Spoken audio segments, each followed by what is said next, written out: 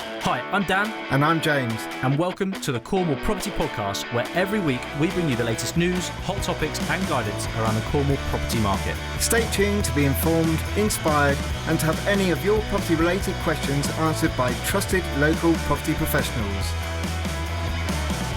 Welcome back, I'm Dan. I'm James. And this is episode 49, believe it or not, of the Cornwall Property Podcast. Good to be here. As always. So this is our Ask Dan and James episode where we literally, as it sounds, as it does on the tin, we answer questions that you kindly have sent in. So, if you want to go to questions for us, how can they get in touch? They can get in touch with us by going onto our social media platforms such as Facebook and Instagram on Cornwall Property Podcast. They can also send us an email, which is hello@cornwallpropertypodcast.com. And Dan and I are here ready and waiting for your questions. So without further ado, we'll start with our first one, which is from Jonty in Tresillian, who asked the following.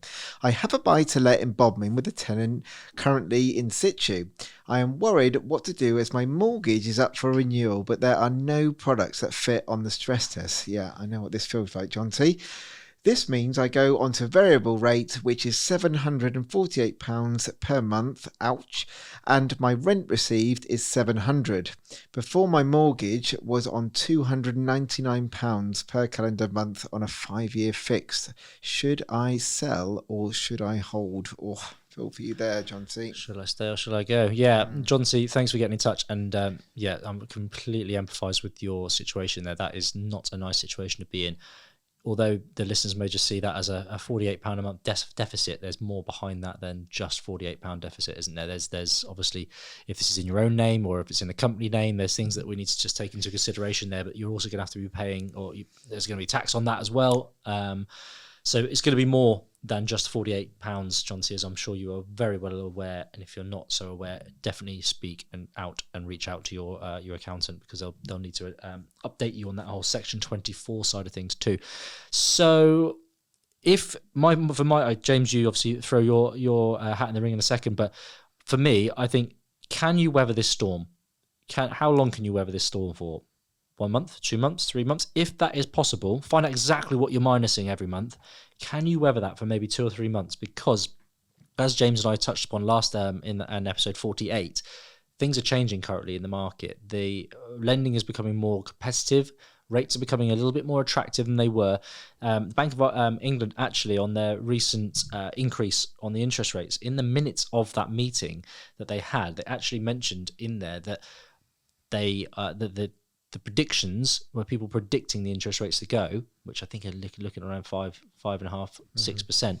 They're actually saying that they see it not going as high as that. So they're seeing the interest rates finishing at around 4.5%.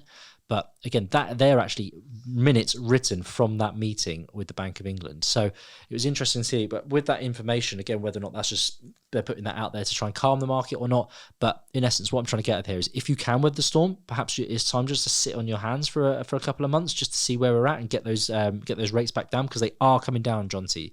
But it is so important. Don't just speak to one mortgage broker either. Speak to 2, speak to 3, speak to whoever you can to get as many competitive options and solutions here, because I think if you can't, then maybe we've got to perhaps considering selling this, because it is becoming a liability to you. You're not making money on this anymore, and that isn't something you want to be holding on to. That's not an asset. It's a liability.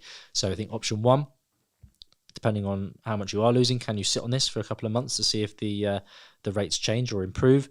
Option 2, you may have to consider maybe selling this. What are your thoughts, James? Yeah, I think you make some similar points to what I'm thinking. I always try and get the positives out of anything, really. But just have a look at what it's looked like for the last 5 years, give or take. You've made £400 gross profit before tax per calendar month for 12 months for 5 years. So that's pretty good, and well done you. That's a really nice kind of deal for that to stack up, if the rent's always been at 700, give or take. But also don't forget about how much the property is now worth from where it was 5 years ago. I have no doubt in my mind that the property may have gone up in the last couple of years, so you're probably quite good on capital appreciation there as well. But maybe now will be a good time to exit. You've made that money over the 5 years, lovely job, and you've also made a few £1,000s in the capital appreciation, so it's time to exit. Just be aware, you've also got taxes on the other end there if you do sell, so you've got the capital gains tax. But if I were in your shoes, if you need to sell it, everybody's situation is different, but if you can hold on, like Dan says, and weather the storm, I would do that, because I think we are going to see some drops.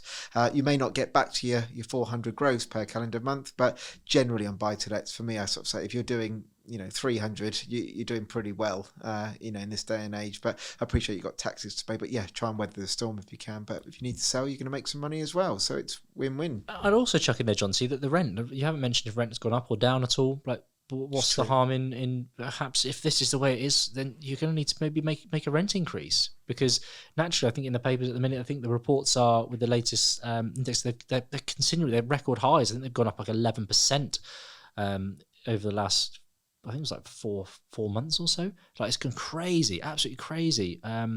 So again, I think it's only if you can't afford to be losing out that this much. At the same time, it's the tenant. If you ask the tenant, look, this is not ideal, but for the sake of maybe an extra 50, I don't know, 50, maybe £100 a month, it's that, or we have to move out. But the other thing you got to bear in mind is it's not necessarily doing a bad thing, because rents are going up anyway.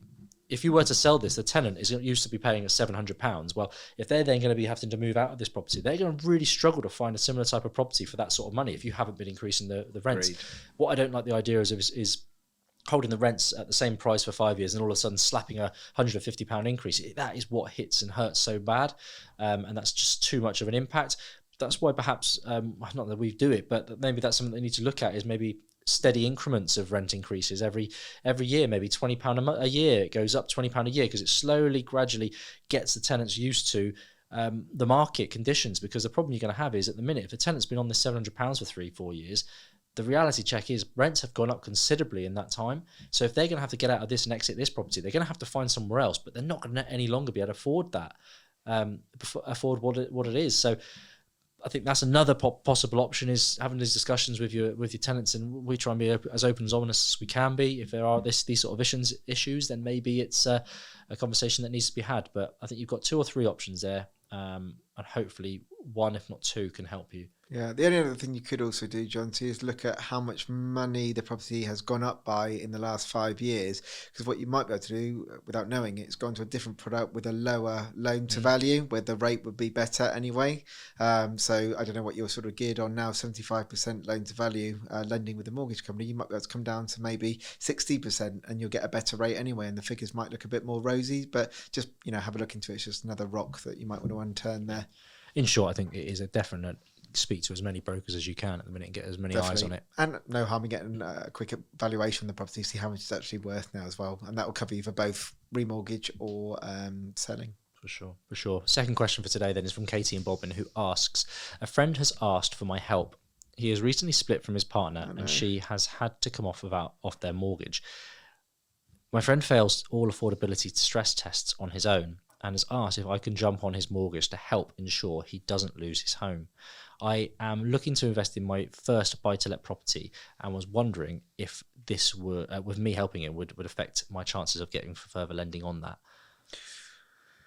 Oh, you seem like a very good friend there, Katie. Yeah. That is nice to know people exist like that in the world. And yeah, feel for your friend as well. Not a nice position to be in, but it does happen. Relationships do come to an end for whatever reason. And yeah, the affordability in the lender's eyes, they still need to make sure that it stacks up. So in answer to your question, yes, you could come onto the mortgage for sure. That wouldn't be a problem for them. In fact, that would be a benefit. So they didn't have to kind of sell. And that's very nice that you would do that. But you do need to kind of look after yourself as well. Is that if you're looking at doing your first buy-to-let, they will look at your bank statements. And if they see that extra few £100, they will probably challenge, where is that overhead going to? Whether you pay your friend's mortgage can be direct, or whether you probably would just put it into his or her bank account. They will sort of see that against the stress testing. Or if they pay at all, I suppose. Yeah. One thing that hasn't been discussed here, and I would definitely do, and this would be my advice of the way to go, is I would try and see if his mortgage company would allow a guarantor against the mortgage, so that if he fails, because you could say, look, I am going to be able to afford this without a problem, and I've also got a guarantor that would be able to come in, that would be your good self. And then if you're being a guarantor to that mortgage, you can just the guarantor will kick in, and that's not a problem. But it's not as going as a mark on the mortgage to say that you're actually joint tied in on another one. So I would try the guarantor route first. No, that's a great shout. Yeah, the guarantor option. And I think another, you haven't mentioned if you actually are going to have to contribute to this mortgage, Katie. I'm assuming that your friend here is able to afford it, but he's just failing the stress tests. So hopefully, if you're not actually going to have any trace of any payments out, then that's, as James said, what the mortgage lenders are going to look at is they're going to want bank statements to show your outgoings and that you can afford the new mortgage that you're going to get on your own buy to let. But as long as there's no trace of you actually being on this mortgage in terms of financially, then I don't think it should be too much of an issue. But again, no one better to ask. We're not mortgage advisors. It is no one better to ask than your mortgage advisor. So I definitely recommend doing that. But I think the guarantor is a great shout as well. Yeah, definitely. And good luck with it. And sorry to hear about your friend. Definitely. So hopefully that's helped Jonty and Katie and others who may be in similar situations. And if you've got any questions, please do not hesitate to get in touch with us. Yep, and you can do that by going onto our social media platforms such as Facebook and Instagram, or you can send us an email on hello@cornwallpropertypodcast.com, and Dan and I will endeavour to come back to you as soon as possible. And thank you, as always, for all your support with this podcast, because without you, we wouldn't be able to do what we do and create more homes in Cornwall. Definitely so. Well, that's a goodbye from me. Goodbye from me. Until next time.